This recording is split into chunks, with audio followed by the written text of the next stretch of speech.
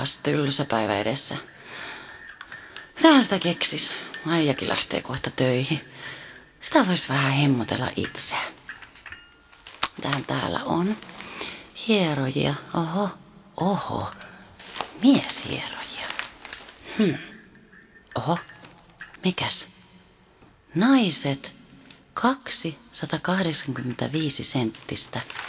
Hyvin varusteltua 20-vuotiasta erottista mieshierojaa. 2 yhden hinnalla. Tulemme heti ilman ajanvarausta. Toiminimi Rattopojat. Nyt täytyy mennä. Kiitos kahvista. Joo, hei, mennä. Hyvää päivää. Hyvää päivää.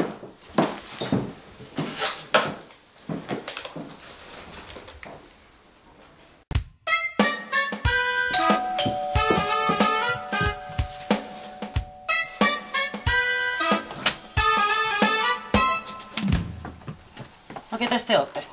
Toiminimi Rattopojat, erottiset hierojat. Mut kyllä muuhunkin saa koskee! Mulle saa tehdä melkein mitä vaan. Tässä ihan mitä vaan. Toi Rammis on aina mukana.